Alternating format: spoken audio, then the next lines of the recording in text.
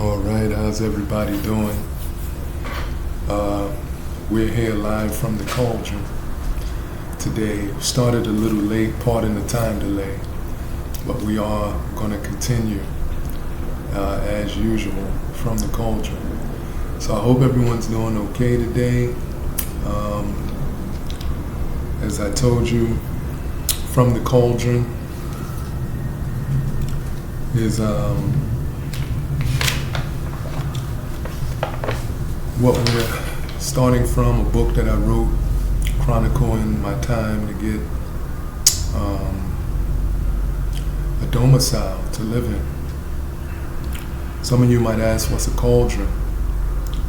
Well, typically it's a large pot covered by a lid, a large heavy iron pot covered by a lid for cooking over and over fire. But the other definition of a cauldron is when you're in a situation characterized by instability and strong emotions and circumstances.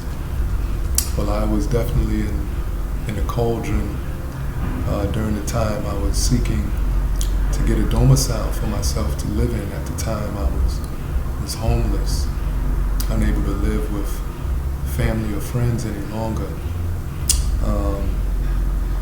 So I began that process of following through on going to a men's shelter in New York City at the time. So that is what inspired this book, Best Case Scenario, where I was in a situation where it was a competitive environment where everyone was seeking to get a place of their own. And so Edutain 88 is available to you, as it's a combination of education and, the technology. 88 is a great year because that's the year when a very famous song was out when I was a teenager, in fact, called My Philosophy by Blastmaster KRS-One and Boogie Down Productions. And My Philosophy was such a strong song back then, popular in 1988. I remember that song. It was the year when a lot of great things happened for me when I was 18 years old. So right now we're going from the Cauldron, and I'm thanking you for your time in watching this. Obviously this is not something that everyone might look at, but for those who are facing a situation where they may be in a shelter or so, there's an opportunity for you to really focus and get your life together, as I had to. And so I started off in penning this book, Best Case Scenario, that I wrote, just a way to keep myself focused. And so I had asked myself some questions, as I started this journey. What am I hoping to secure in the future? It was an apartment. I asked myself some real tough questions. How did I lose what I need as foundational to living and surviving? I asked myself some really tough questions during that time of being in a shelter myself. Do I need friends? Do I need money? Do I need clothing? Very nice, expensive clothing? Do I need nutritious food?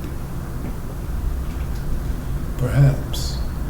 Do I need fine art paintings? Perhaps. Do I need a job? Do I need to exercise or read a nice book that I would enjoy? Do I need an alcoholic drink? No. Do I need a hug? Do I need a car? Am I in need of patience? Am I in need of humility? Am I in need of self-imposed discipline? You know, these are the questions I asked myself when I was in the shelter.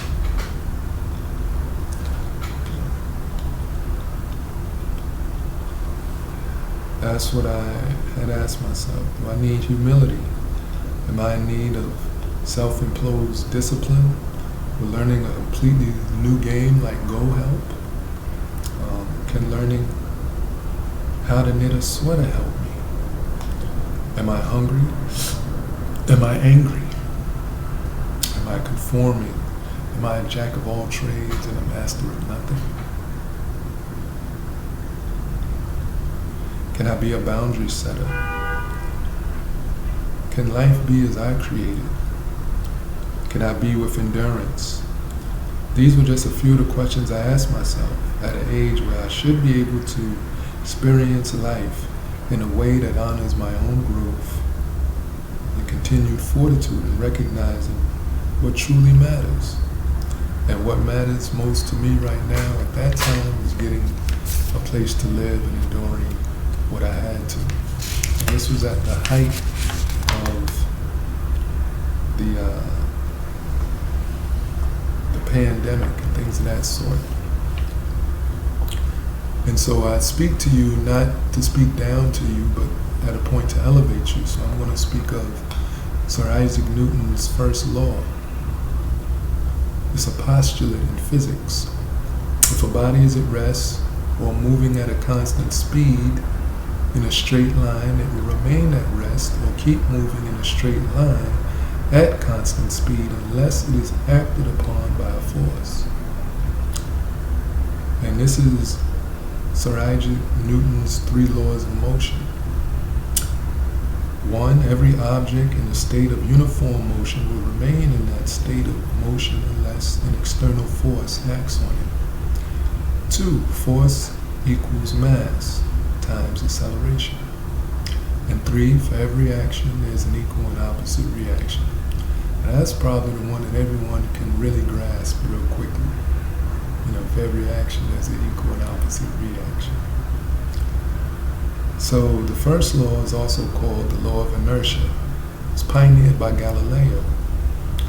This was quite a concept because it was not possible in Galileo's time to observe a moving object without at least some frictional forces dragging against the motion. In fact, for over 1,000 years before Galileo, educated individuals believed Aristotle's formation that wherever there is motion, there's an external force producing that motion. And so the second law implies the first law. And we're talking about acceleration and constant velocity. The velocity is simply the integral part with respect to time. That's the speed in motion. And the third law implies conservation of momentum. Can also be seen as followed from the second law, where one object pushes a second object at some point of contact using an applied force. There must be equal and opposite force from the second object that cancels the applied force. Otherwise, there would be a non-zero net force on a massless point, which the second law would accelerate the point of contact by an infinite amount. So Newton's laws boil down to an enormous quantity of physical science that has been developed and applied in many mathematical situations. So it was the ending of 2020, and it was the month of November, in fact, And I was told by my sibling, who I was living with for the past 7 to 8 years, that it's time for me to leave. Now that's the science. That's the law of inertia. For every action is an equal and opposite reaction. I was in a state of motionlessness, staying at her place, my sibling. And she told me, it's time to leave. And for some reason, I knew it was definitive. So I attempted to explain how my luck might change. It's nearly Thanksgiving, and the holiday season usually has plenty of job opportunities. Nothing I could have said would change anything. So I packed up all my items and began the process of going into the New York City DHS. Now the pandemic was seemingly improving for the better in New York City. Nonetheless, quality assurance and strict protocol procedures were in place. Routine testing, quarantine, social distancing, appropriate social distancing, and mask wearing. And to say the least, all of that was in full effect upon me entering the men's shelter. So it was like early December, late November. I was now on the course towards a vague notion of getting a place to call my home. After 2 days of pre-assessment, 48-hour quarantine, I was in a room, a single bedroom with a window, with Venetian blinds that incidentally only were able to be drawn upwards. The string that was usually present to vertically raise and lower the Venetian blinds was not there. So I remained in the room.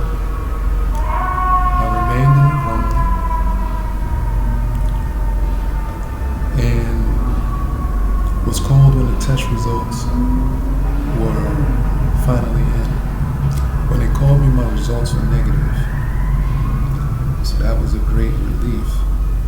So during that time, I was provided with breakfast, lunch, and dinner. My thinking was to refrain from eating too much and to practice the concept of sacrificing now in order to get what I need to be able to acquire and manage later. So I chose to eat what I determined to be most nutritious. There was the bananas, the apple juice, and the apple sauce. So I chose the fruits and the apple juice, the natural sweetness I deemed better, and after eating I determined that having less to eat focused me, and I utilized the hours with reading the rules, regulations, and policies. I also read an article I had that was very encouraging, full of serious direction and wisdom. What I was able to remember and utter were the words concluded by the article, saying, and I'm paraphrasing, I'm playing for the long game, I'm here for the long game. That really grounded me. It affirmed my present reality, that I have to be in this process for the long haul because I got a goal in mind. And I don't know when it's going to happen, but this is the first day in this journey. So I had to conclude that I was going to be here for the long haul. It really helped me grasp clarity. And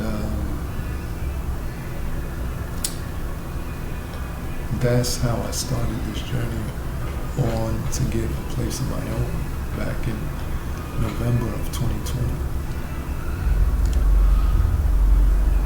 Okay, the next chapter, a puzzle piece in sight.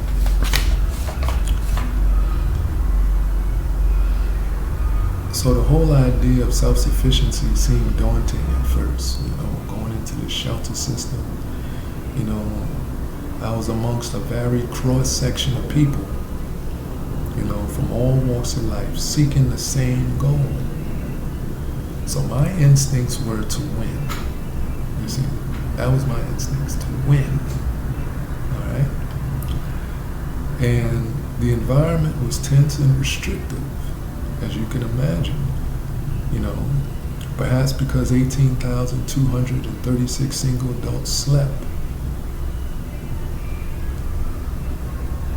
in these shelters, and 47,916 homeless people, including children, slept in these municipal facilities. And maybe it adds to the fact that New York City at the time had 78,604 homeless people in its city shelters, including me.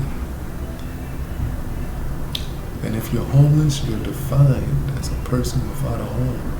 You typically live on the street. And the puzzle piece I saw that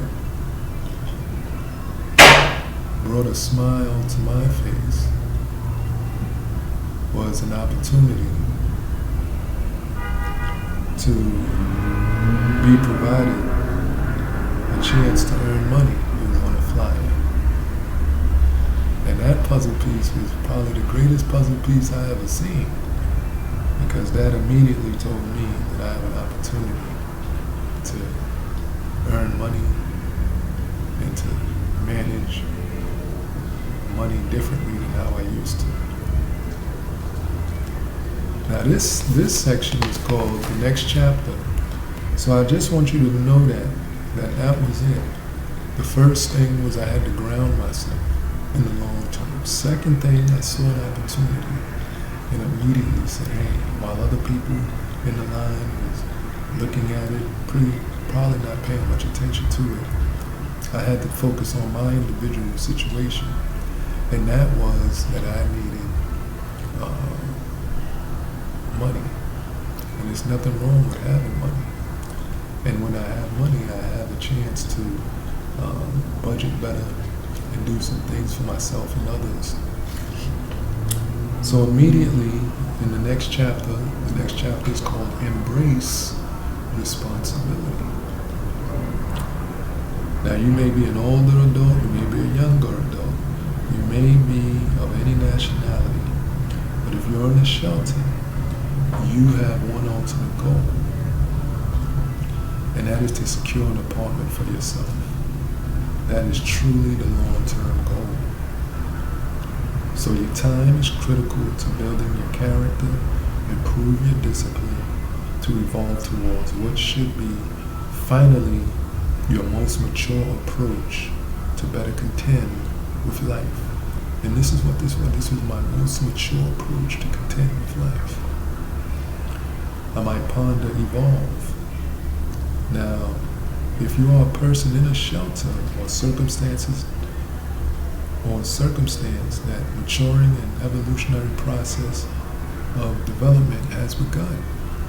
If you're in a shelter or in a situation where you need to determine that I really got to put my best and most effective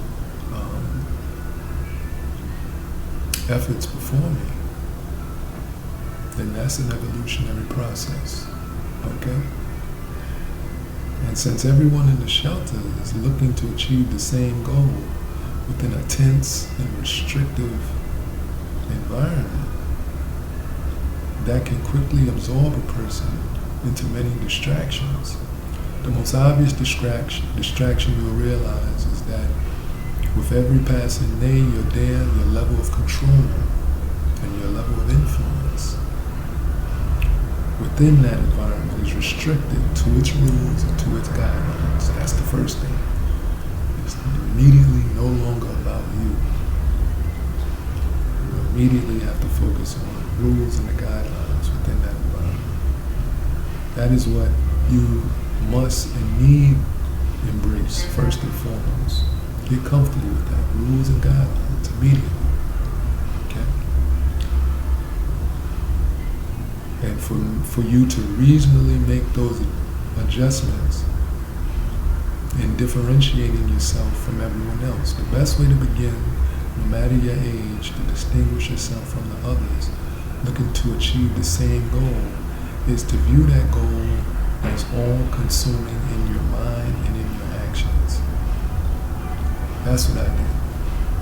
To distinguish myself from everybody else there, I said that that's going to be my singular focus to get in the parliament. I don't know how everybody else is going to be behaving, but I'm going to behave as if that's my only objective. And everything else don't matter. That was how I said I'll distinguish myself, because I believed that that would let any and everyone know that I was serious about getting my own parliament. So that was my all-consuming goal. Every day until I got it. Every day until I got it. So for the next 12 months, I had to recognize a process and a context that will be comprised of many carrots dangling in front of me with hopes of getting me sidetracked or unfocused. Those carrots are within the shelter context. You understand? A lot of carrots dangling. So, who will ask the question, well, what do you mean? Can you provide a few examples? Of course, the proper foundation is with an evolved thinking that finds reasons to value the maturational process that the New York City DHS is providing. You can very early on misinterpret the New York City DHS as a system that does not care. Don't misinterpret. That would be a terrible misinterpretation on your part. The New York City Department of Housing of Homeless Services cares. And if you are of the mindset that this is a careless process going through the shelter, I'd have to disagree. The opportunity to gradually change and improve your life is available to you within that shelter. So the question is, how willing are you to embrace the destroying and building of your behaviors in order to become an intentionally mindful philosopher? And so you ask yourself, philosophy, how does philosophy help me in a shelter situation? I'm trying to get a place to live. I'm trying to go somewhere and lock the door and be away from all of these people and distractions, and make a meal and take a bath or a shower and mop my floor and sweep. You know, what does being a philosopher has to do with this? Well, I asked myself that when I was in that situation. A philosopher is a person, an individual, such as yourself, who must face your life's problems and difficulties to effect a solution with composure and calmness. That's what a philosopher was. And so I saw myself as a philosopher. I had to face my life's problems and difficulties. I'm homeless in a shelter. And I had to effect a solution on what they had prescribed for each person there to follow with composure and calmness. I'm not to get thrown out of here or have trouble or make waves or anything like that. No, I'm here to get a place to live with the help of the New York City Department of Homeless Services. So that's what I'm there for.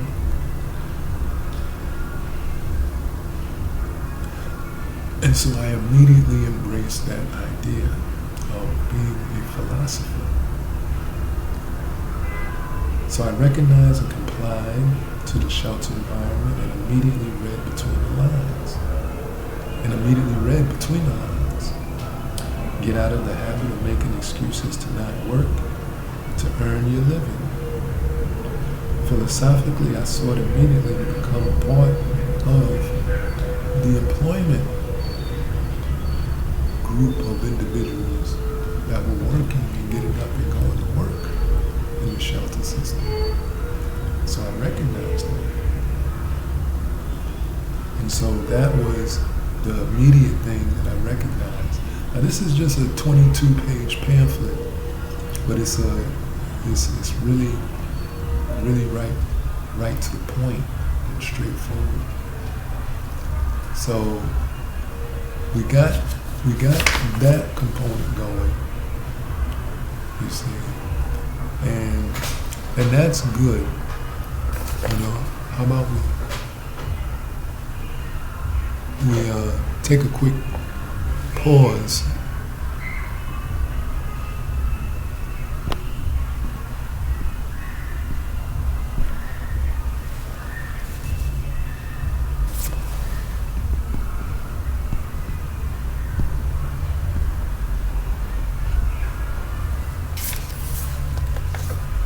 Well, let's continue.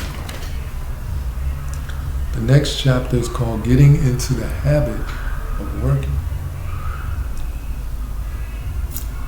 Remember that puzzle piece I saw about the flyer?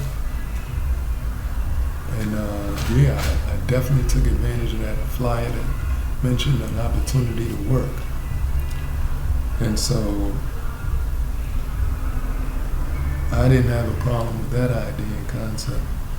So the physical work and patience is required, and you'll be learning, and it's a learning experience.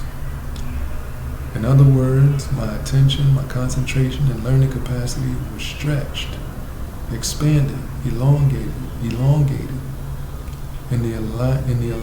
alignment with the reconditioning of my body to properly and consistently complete tasks. So I joined the employment opportunity that they had within the shelter, and that's encouraging. You know, that self-imposed discipline, self-awareness is about evolving your values, edifying your character, personifying durable principles and habits. It's important to you to have a mental and psychological paradigm that is able to improve how you consciously behave. You have to have something in your mind that actually helps you improve your behavior. You know?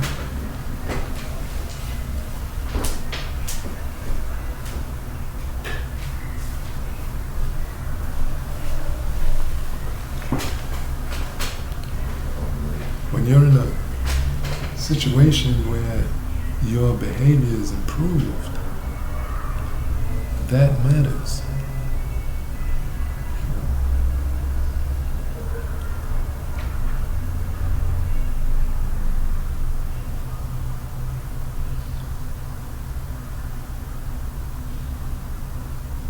The most critical quality of your personal self-awareness is being honest and truthful with yourself. Okay?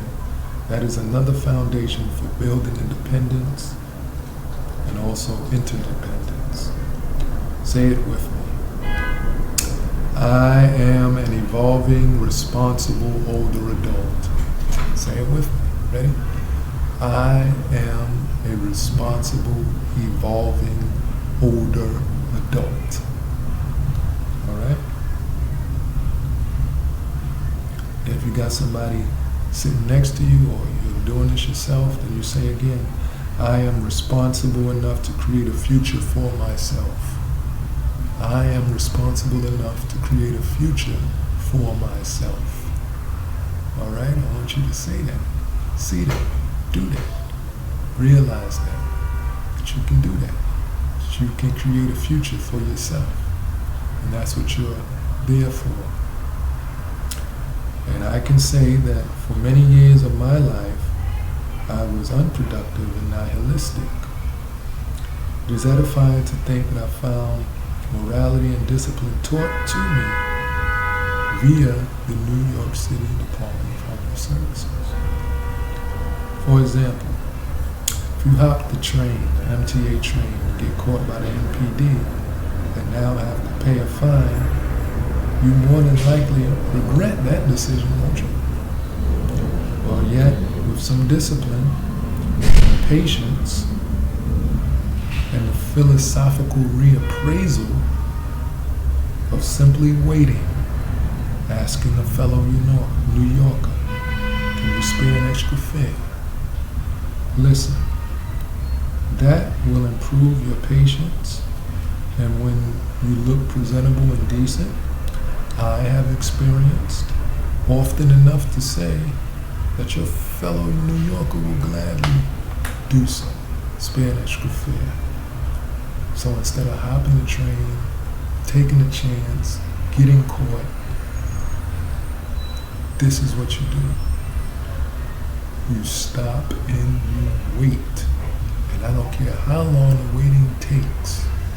You stop, you wait, you ask for your fare to be paid if you can't pay it yourself, and then you proceed. That's evolution. You understand? That's evolution. And I want you to really do that, because that's what I did every time. You can count on me every time not hopping a fare. If I couldn't pay it, I'd ask a fellow New Yorker to pay it. And once that was done, I proceeded, and it evolved and improved behavioral and thinking way. You understand? So that's what I want y'all to understand. That's what occurs.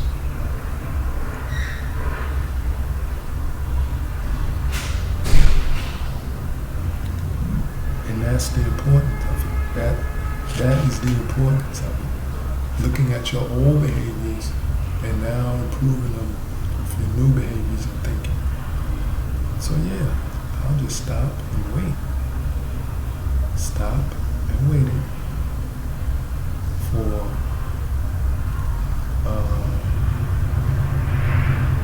someone to pay the fare. You know, and I'll say thank you. So,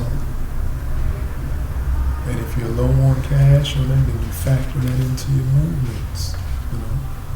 So this is what I learned. Now, here's the next chapter. Hope you're listening, and it may seem very simple what I'm saying, but actually it's very comprehensive, because you have to do this in a way that keeps you focused. So, you know, just get used to it. Get used to it. You know, get used to being involved in a process for the long term. Now here's where it gets fun in the book. I start with the next chapter called 2 Traps to Avoid While You're in the Shelter. All right? Trap number 1. In the shelter, there are what you might call many worthwhile amenities. The free food is an amenity. The free breakfast, the free lunch, the free dinner.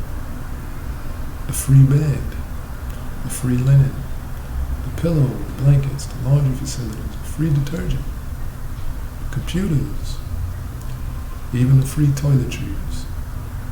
All within the framework of a professionally, competently staffed team of workers. Now, though these amenities are available to you to truly build within yourself the if-then propensity, forego and provide as much for yourself as possible.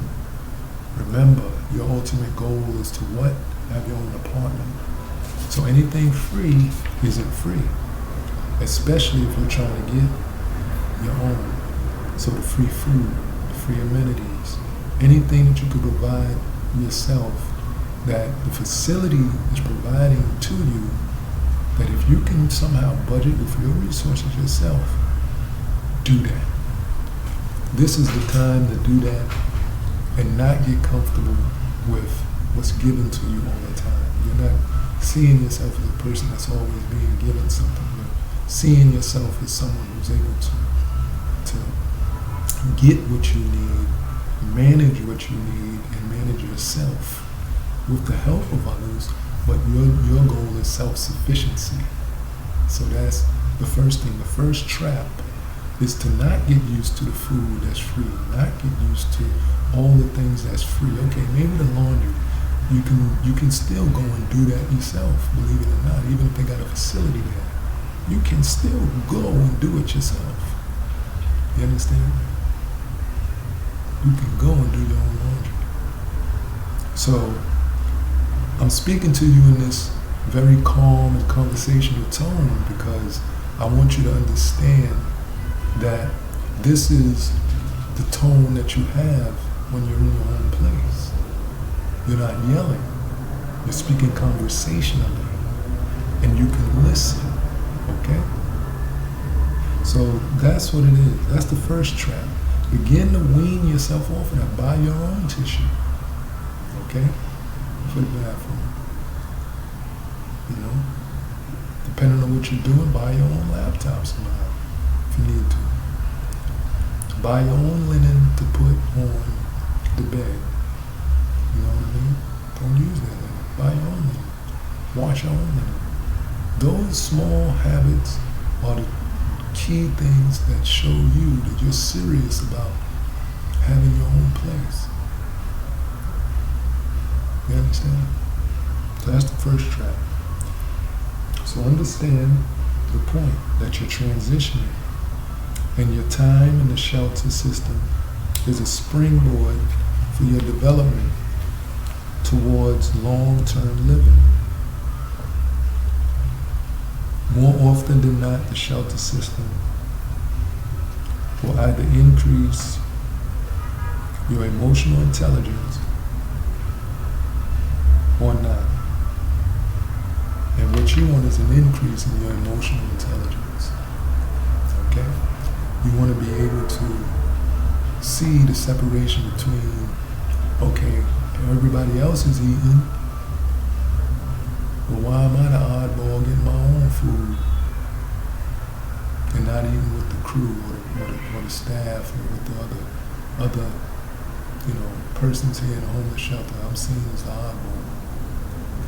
Well, I don't see myself as an oddball. I see myself as living a principle that I'm going to be doing without y'all here. Y'all not going to be in my face eating with me. Y'all not going to be in my face going shopping. Y'all not going to be here smiling with me when I'm in my place. Y'all not going to be there for that. I wouldn't want you there for that. You see? So, this is what we're talking about. Increasing your emotional intelligence. That's the first trap. Don't get comfortable with the amenities. Okay?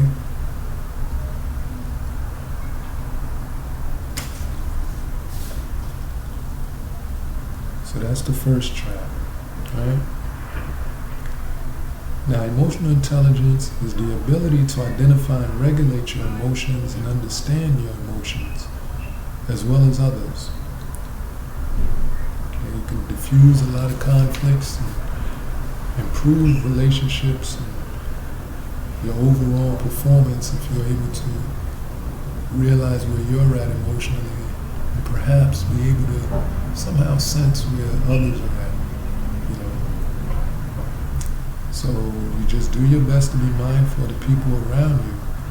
It's very important to not be ensnared in other people's potential problems, issues, or misery. It is imperative for you to cultivate your abilities to identify your own emotions and the presenting emotions of others around you, and reasonably use that information to guide your behaviors and actions. If it's a bunch of people just acting real rowdy and boisterous and just doing and saying anything just to pass the time, not on your level, it's just like, you might just listen to the earphones, or you might go take a walk, or you might just sit here and endure it and read a book, but at least I know where I'm at. Emotionally, that's just, tired of that.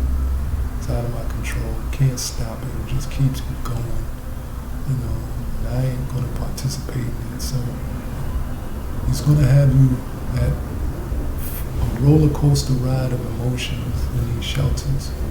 And this is a men's shelter, so I'm dealing with other men.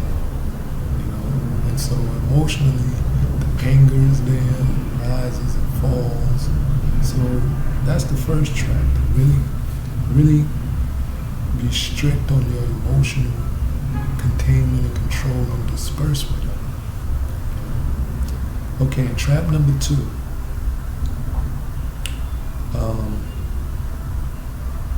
I'll ask you a question. Enumerate the differences in being in jail or prison and being in a shelter. Are there any similarities? Name a few of each. And I got this, and I saw it as a trap, because I saw a lot of the guys there saying that this shelter is like jail. And I was like, I never done state time. I've done a little time on the island, but I ain't never done state time or anything like that. So they were saying that it's like jail. And the more I listened, I was like, that's not true. When you release from jail or prison, what do you receive? Or what you should receive? When you are successful in a homeless shelter, what do you receive? Or what should you receive if you're successful in a homeless shelter? You receive a parting gift, going on and move on to your next transition. You leave in jail or prison, you're not getting anything but what you came there with. Hopefully some resources to go in the right direction. But philosophically speaking, the reason the above questions are being asked is because on several occasions I overheard discussions, even debates, about how homeless shelter was similar to a jail or a prison. I was often eager to join in those discussions, yet my better judgment was to not do that. So I observed and listened. Remember, you cannot get thrown out of a jail or prison sentence. Remember that. You can't get thrown out of a jail or prison sentence. I contend if you're in a homeless shelter and accruing a pile of write-ups and demerits, and even worse, get thrown out of a homeless shelter, then you are not yet on a mature and evolutionary continuum with respect to yourself in your life. I've seen guys get thrown out of a shelter. You're in a homeless shelter. You're in jail, you can't get thrown out of a jail sentence. If you got 20 years, you're doing that 20 years. You got 10 years, you got 10 years. You know? If you're in a shelter, you got the option to stay there as long as you need to get your goal, which is an apartment. So I just saw that as another trap. No, this ain't jail. You can't get thrown out of here unless you throw yourself out. Get yourself thrown out. This isn't jail. They gotta keep you. I could leave, but I want to leave with something. That's the point. To leave with something and with the resources of the shelter system supporting you. And being a good example of a person who was able to reap the rewards of the New York City Department of Homeless Services. And with this, I wrote a chapter next called Respect Goes a Long Way. Okay? And I think that's very important, and it goes a long way. Respect goes a long way, especially in a shelter situation. What I noticed in the shelters was that everyone there was professional yet relaxed with their interactions with people. From the point of intake, I made it a personal goal of mine when speaking to staff to call them by their Mr. or Miss by their last name. And that helps keep me focused, keeping the appropriate boundaries, and keeping me on task. So I did not become too comfortable too fast, because you need the help, you need their help and their guidance. So give them their respect, the shuttle workers, to establish the habit of speaking to the staff there. I spoke of them Mr. or Miss. It's an indication of respect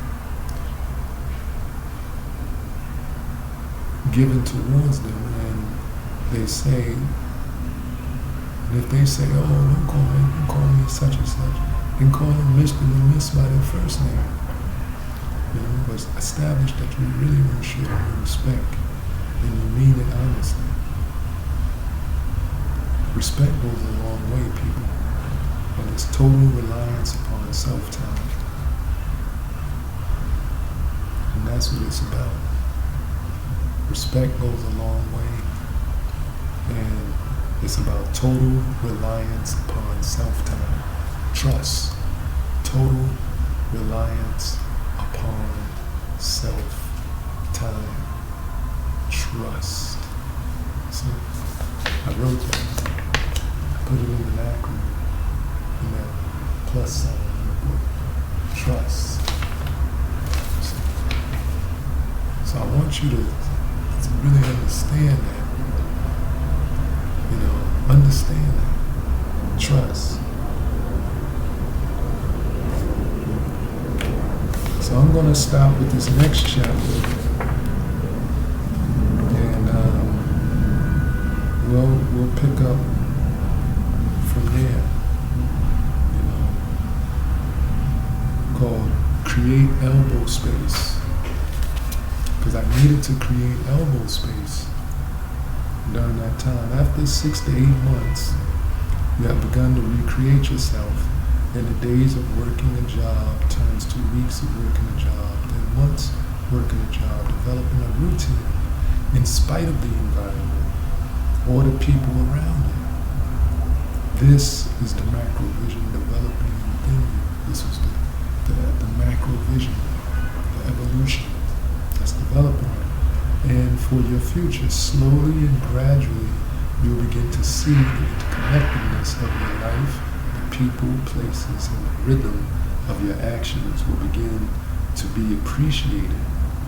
Even the curfew is useful to you, because you have to go to work the next day. After 6 to 8 months having passed, and you have to find the words to motivate yourself, try repeating to yourself what I call the 3 I's. I call it integrate, include, infuse. Integrate, include, infuse. That's what I was telling myself. Integrate, include, infuse. Infuse a good idea. Include myself in the problems that I need to find solutions for. Include myself in being part of the solution. Integrate. Don't separate, but integrate into the things that I see useful to me. That's going to be different for me. Something that's going to help me grow and think. Something that's going to help me to move in a direction that says, you know, hey, I can learn this, you know, and I can learn from different people. So that's what that's about. Integrate, include, infuse. You know, when things get rough, humming, something to throw you off, little distraction. Integrate, include, infuse. Integrate, include, infuse. That's what I was doing and saying. Integrate, include, infuse. See? So you have to be able to give yourself a pat on the back, give yourself a high five. You must be able to give yourself some credit for maintaining and keeping your macro vision, and that makes you a macro visionary. You understand? I was a macro visionary. I had a big vision for myself after now 6 months, 7 months, 8 months in a shelter. You know? And so within 6 months, 7 months, 8 months, I determine, excuse me, I can do that in my own place. It's a great thing. So I'm just trying to let you know that I saw myself as a macro visionary at 6 to 8 months, that I saw that it was possible to get to that next level. All right? And I had to give myself a pat on the back. Good job, come on, high five. Sometimes you gotta do that to just you, if that's where it's at. But acknowledge your own changes and strength, and hey, there's nothing wrong with that. So the best way to create elbow space, to begin with the amenities. Remember those? Having lived in a shelter for nearly a year, I know how the public perception is. Society is really sometimes heartless towards the poor. To have nowhere to go to sleep, to eat, is demoralizing to a person. And that is their reality. If that's your reality, you know, the day that you decide you want to change that reality,